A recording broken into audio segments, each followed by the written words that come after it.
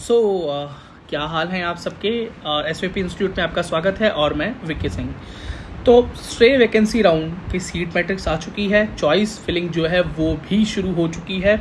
अभी भी बच्चे डाउट में हैं क्या हमें सीट मिल पाएगी या नहीं मिल पाएगी। तो ये वीडियो आपके लिए एक रामबाण वीडियो होने वाला है। इसका मतलब एक ऑल ओवर वीडियो होने वाला है जहाँ पर आपकी सारी क्वेरीज को ही मैं ख़त्म करके रख दूँगा।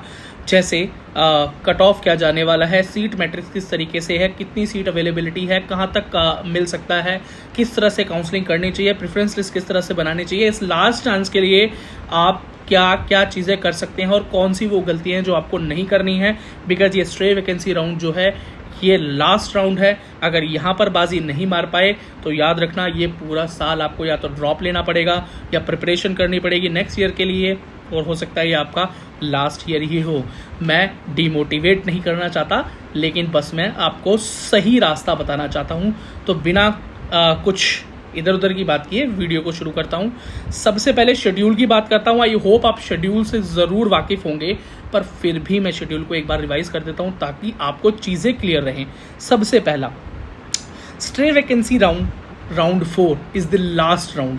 अगर यहाँ पर भी ये सीट्स पूरी नहीं भरती हैं तो इसके बाद एक स्पेशल स्ट्रे वैकेंसी राउंड होगा जिसके होने के चांसेस बहुत कम हैं, और कुछ कैटेगरी वालों के लिए ये डेड एंड है, याद रखें। उसके बाद इनके पास कोई और ऑप्शन नहीं बचेगा, जैसे कि पीडब्ल्यूडी कैंडिडेट्स, और पीडब्ल्यूडी कैंडिडेट्स के लिए भी काफ़ी सीट्स हैं। तो शेड्यूल में सबसे पहले 22 अक्टूबर से 25 अक्टूबर तक आप फ्रेश रजिस्ट्रेशन कर सकते हैं। मतलब वो भी याद रखना कि 25 तारीख को 12 बजे वो कैंडिडेट जिन्होंने राउंड 1, 2 या 3 में, इन तीनों में से किसी भी ऑल इंडिया के राउंड में एक बार रजिस्ट्रेशन किया था, अब फी सबमिट की हो या ना की हो वो एक अलग मुद्दा है, लेकिन अगर रजिस्ट्रेशन किया था तो उनको एक नया रजिस्ट्रेशन करने की ज़रूरत नहीं पड़ेगी। वही रजिस्ट्रेशन उसी क्रेडेंशियल से आप लॉगिन कर सकते हैं और काउंसलिंग में पार्टिसिपेट कर सकते हैं। अगर आपने फ़ी पे की हुई थी और आपने अपना सिक्योरिटी अमाउंट दिया हुआ था, लेकिन आपको कोई कॉलेज ही अलॉट नहीं हुआ अभी तक, इसलिए आप स्ट्रे वैकेंसी राउंड में हैं, ज़्यादातर बच्चे वही हैं, तो आपको दोबारा से फीस भरने की ज़रूरत नहीं है। लेकिन जिन लोगों ने फर्स्ट, सेकंड, थर्ड या किसी भी राउंड में पार्टिसिपेट ही नहीं किया, रजिस्ट्रेशन नहीं किया, वो 22 तारीख से लेकर 25 तारीख की दोपहर तक रजिस्ट्रेशन कर सकते हैं।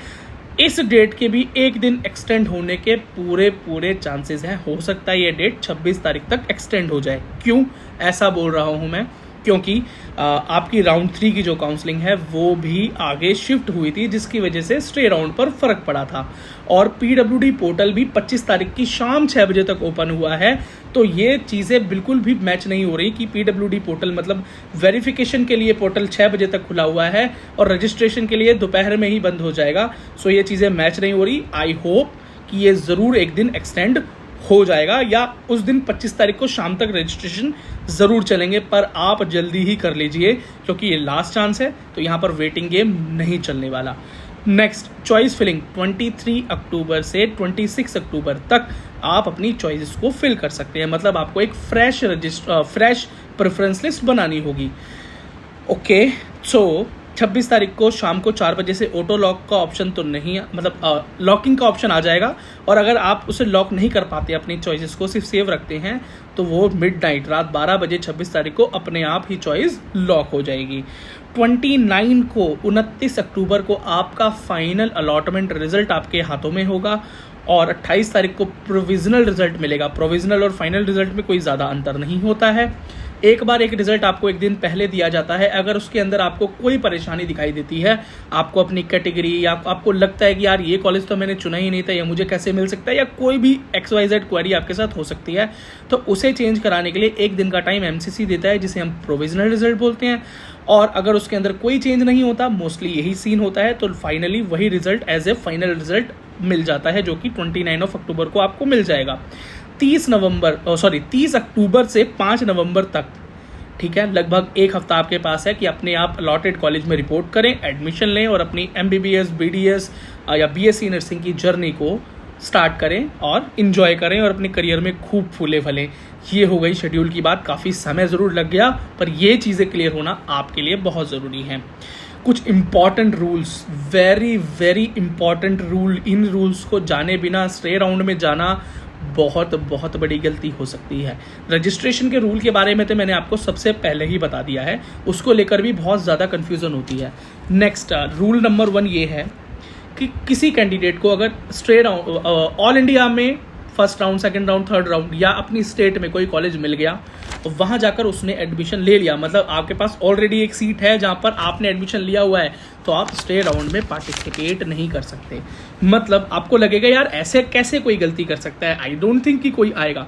याद रखना कुछ बच्चों को ये गलती हो जाती है क्योंकि उनको अपनी स्टेट में कॉलेज मिल जाता है, तो उनको लगता है यार मैं ऑल इंडिया में पार्टिसिपेट कर लूँ, आई होप एक अच्छा कॉलेज आया हुआ वो मुझे मिल जाए तो मैं यहाँ से मूव वहाँ कर जाऊँगा, पर ऐसा नहीं होता है। ये गलती आप बिल्कुल मत करना।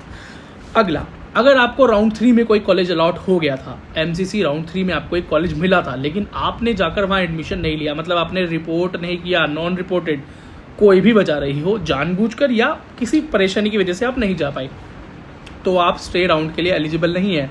हालांकि आप अपनी स्टेट के स्टे वैकेंसी राउंड में ज़रूर पार्टिसिपेट कर पाएंगे, लेकिन ऑल इंडिया के राउंड के लिए आपकी एंट्री बैन हो चुकी है। अब याद रखना, फाइनली अगर स्टे वैकेंसी राउंड में आपको एक कॉलेज अलॉट हो जाता है, ये लाइन बहुत बहुत ज़्यादा इंपॉर्टेंट है क्योंकि स्टे राउंड एक मजाक नहीं है। क्यों नहीं है वही मैं इस लाइन में एक्सप्लेन करूँगा, ये रूल उसी के बारे में है। पहला, स्टे राउंड में अगर आपको कोई सीट अलॉट हो जाती है किसी भी कोर्स की और आपने अगर जाकर वहाँ एडमिशन नहीं लिया तो क्या होगा, तो आपकी सिक्योरिटी मनी तो जाएगी ही जाएगी, ठीक है।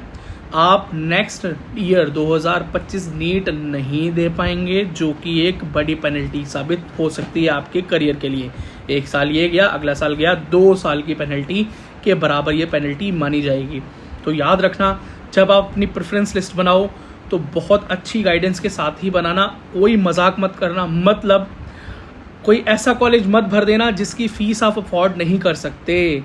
आप कोई ऐसा कोर्स मत भर देना जो कोर्स आप नहीं करना चाहते, या कोई ऐसा कॉलेज मत भर देना जहां बहुत दूर है, रिमोट एरिया में, जहां आप नहीं जाना चाहते। तो इन गलतियों को बिल्कुल बिल्कुल बिल्कुल भी रिपीट मत कर देना, मैंने आपको बता दिया है। अब सीट मैट्रिक्स पर अगर ध्यान दें तो पीडब्ल्यूडी के लिए 70+ सीट्स हैं, 70 से भी ज़्यादा सीट्स हैं, including MBBS, BDS and BSc nursing. और नॉर्मल कैटेगरी के लिए बात करें, सिर्फ गवर्नमेंट सीट की बात कर रहा हूँ, तो 473 सीट्स हैं। मैंने 450 सीट्स का एक अनुमान लगाया था, जो कि मुझे पता है कि एक्यूरेट तो बिल्कुल पॉइंट टू पॉइंट तो एक्यूरेट नहीं हो सकता, बट काफ़ी एक्यूरेसी के बाद ये बात समझ में आई कि 473 सीट्स हैं। So I am almost close to accuracy, है ना। इस प्रेडिक्शन में हम काफ़ी एक्यूरेसी के पास हैं और आई डोंट नो वाई इस साल ठीक ठाक लग चल रहा है, बातें ठीक ठाक पहुंच रही हैं, cut off predictions and provisional list एकदम बढ़िया से काम कर रही हैं। सो अगर मैं एक नॉर्मल कैटेगरी की बात करूं तो जनरल के लिए 207, 207, ईडब्ल्यूएस के लिए 34, ओबीसी के लिए 109, 109 और एससी के लिए 93 और एसटी के लिए 30 सीट्स हैं। 30 सीट की मैं सिर्फ और सिर्फ गवर्नमेंट सीट्स की बात कर रहा हूँ। डीम्ड या प्राइवेट सीट्स की बात करूँगा तो ये नंबर बढ़ जाएगा, जो कि काफ़ी बेहतर है क्योंकि सारे बच्चे सिर्फ गवर्नमेंट के लिए नहीं, कुछ बच्चे प्राइवेट के लिए भी देख रहे हैं। पीडब्ल्यूडी कैंडिडेट्स की बात करूँ तो एमबीबीएस के लिए टोटल 16 सीट्स हैं, अच्छे कॉलेजेस में भी हैं और कुछ नए कॉलेजेस में भी हैं, जैसे कि उत्तर प्रदेश एंड उत्तराखंड। और जनरल पीडब्ल्यूडी में 9 सीट्स, ओबीसी पीडब्ल्यूडी में 5, ईडब्ल्यूएस पीडब्ल्यूडी में 0, एससी पीडब्ल्यूडी में 1 और एसटी पीडब्ल्यूडी में 1 एमबीबीएस सीट है। बीडीएस सीट्स की बात करूँ तो 35 BDS government medical seats available हैं। कट ऑफ क्या रहने वाला है, पीडब्ल्यूडी के लिए कट ऑफ रहेगा क्वालिफिकेशन मार्क्स, और बात करूँ अदर कैटेगरी के लिए तो जनरल के लिए 650, ओबीसी के लिए 650, ईडब्ल्यूएस के लिए 646, एससी के लिए 550 और एसटी के लिए 510+ कट ऑफ रहने वाला है। अब फाइनल बात करता हूँ आपसे, बहुत इंपॉर्टेंट वीडियो है वैसे भी, तो क्या क्या गलतियाँ आपको नहीं करनी है हमने इस बारे में बात कर लिया, कट ऑफ क्या है इस बारे में बात कर लिया, सीट मैट्रिक्स क्या है इस बारे में बात कर लिया। तो जो सीट मैट्रिक्स के अकॉर्डिंग जो कट ऑफ मैं आपको बता रहा हूँ, कट ऑफ एग्जैक्टली इतना ही जाने वाला है। अगर आप पीडब्ल्यूडी कैंडिडेट हैं तो क्वालिफिकेशन मार्क्स पर आपका एडमिशन होने वाला है। अगर आप नॉर्मल जनरल कैटेगरी हैं, ओबीसी हैं, ईडब्ल्यूएस हैं, एससी हैं, एसटी हैं और आपके marks in cut off rank से, इस कट ऑफ मार्क्स से ऊपर या इसके इक्विवेलेंट हैं, तो याद रखना स्ट्रे वैकेंसी राउंड में आपका बहुत बहुत बेहतरीन चांस है। यहाँ पर आप अपनी रैंक को मायने मत रखना, यहाँ पर मार्क्स को ही मायने रखना, बिकॉज स्ट्रे वैकेंसी राउंड बहुत अलग तरह का राउंड होता है। यहाँ पर काफ़ी ऊपर नीचे होते ही हैं रैंक और कट ऑफ। आप ये हमेशा आपने ये चीज़ें, शायद अगर अभी तक इन चीज़ों पे एनालाइज कर रहे होंगे नंबर कम आने की वजह से, तो आपने कई वीडियोस देख ली होंगी जो आपको बता रहे होंगे कि स्ट्रे में इतने कम पर भी इस बार कॉलेज मिल गया था, पिछली बार इतने कम पर भी कॉलेज मिल गया था। सो वो होता है, तो आपको ज़रूर पार्टिसिपेट करना है अगर इन मार्क्स के आसपास आप हैं, ठीक है। और अगर आपने कोई काउंसलर हायर किया हुआ है और आपको लगता है वो अच्छी गाइडेंस दे रहा है तो वेल एंड गुड, बिल्कुल उसकी तरफ से प्रेफरेंस लिस्ट पर काम कीजिए और उसी तरह से परफॉर्म करना है काउंसलिंग को। और अगर आपके पास कोई काउंसलर नहीं है, ठीक है, पीडब्ल्यूडी है तभी भी, क्योंकि कंपटीशन काफ़ी टाइट है। एमबीबीएस की सिर्फ 16 सीट्स हैं, तो 16 से ज़्यादा कैंडिडेट्स हैं, ओनली 16 सीट्स हैं, तो आपके लिए एक बेहतरीन प्रेफरेंस लिस्ट होना बहुत ज़रूरी है, मतलब काउंसलिंग सपोर्ट। और ऐसे ही नॉर्मल कैंडिडेट्स के लिए भी काउंसलिंग सपोर्ट होना बहुत ज़रूरी है, प्रेफरेंस लिस्ट होना बहुत ज़रूरी है। कट ऑफ डाउन जरूर जाएगी, लेकिन आपके मार्क्स तक जाकर वो कॉलेज आपको ही अलॉट हो, ये पता होना भी बहुत ज़रूरी है। तो बहुत अच्छी प्रेफरेंस लिस्ट बनाने के लिए आप चाहें तो मेरी हेल्प भी ले सकते हैं। बहुत सिंपल तरीका ये है कि आप सब्सक्राइब बटन के बगल में ज्वाइन बटन होता है, आप ज्वाइन बटन पे क्लिक करके इस चैनल को एज ए मेंबर ज्वाइन करें। मेंबरशिप बहुत अलग अलग तरह की भी हैं। सबसे पहले स्टार्टिंग मेंबरशिप है, जिससे कि आपको वीडियो का अर्ली एक्सेस मिलता है, कमेंट जो आपके होते हैं वो जल्दी हम तक पहुंचते हैं और आपके सामने एक बैज आ जाता है। उसके बाद प्रेफरेंस लिस्ट के लिए है, काउंसलिंग सपोर्ट के लिए है, और अलग अलग तरह के जो मेंबरशिप मतलब अलग अलग तरह की फैसिलिटीज़ के हिसाब से हैं। तो प्रेफरेंस लिस्ट के लिए और काउंसलिंग के लिए अगर आपको ज्वाइन करना है तो आप अपने अकॉर्डिंग अपनी मेंबरशिप को ज्वाइन कर लेना।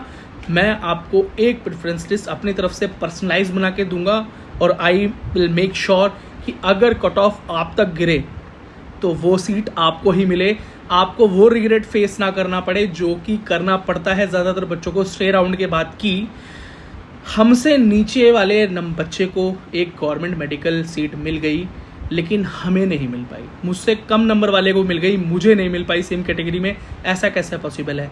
ये सब कुछ पॉसिबल होता है आपकी काउंसलिंग में की गई, आपकी प्रेफरेंस लिस्ट में की गई, चॉइस फिलिंग में की गई गलतियाँ। तो वो गलतियाँ आप रिपीट ना करें, मुझसे आप सपोर्ट ले सकते हैं, ये आपका फाइनल चांस है। तो ज़रूर to join us as a member. Video पसंद आई हो तो वीडियो को लाइक, चैनल को सब्सक्राइब कर सकते हो। कमेंट सेक्शन खुला हुआ है, जो पूछना चाहते हो आराम से पूछिए, जवाब ज़रूर आपको दिया जाएगा।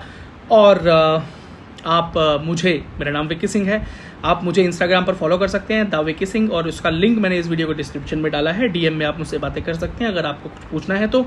एसवीपी इंस्टीट्यूट को भी इंस्टाग्राम, व्हाट्सएप और क्या है यार, टेलीग्राम पर फॉलो करें, उसके लिंक्स भी इस वीडियो के डिस्क्रिप्शन में है। बिकॉज बहुत सारी इंपॉर्टेंट चीज़ें जैसे कि सीट मैट्रिक्स का जो कंक्लूजन है वो सारी चीज़ें हम वहाँ पर डालते हैं, और कुछ ऐसी इन्फॉर्मेशन जो जहाँ शेयर नहीं की जा सकती वहाँ भी हम लाइव आते हैं, और वहाँ का सेशन ज़्यादा मज़ेदार होता है बिकॉज वहाँ पर आप टू वे कनेक्टिविटी वहाँ पर रहती है। सो वहाँ पर भी एसवीपी इंस्टीट्यूट को ज्वाइन करें, सपोर्ट दिखाएं। Thank you so very much video को अंत तक देखने के लिए। मैं मिलूँगा आपसे अगली वीडियो में, तब तक के लिए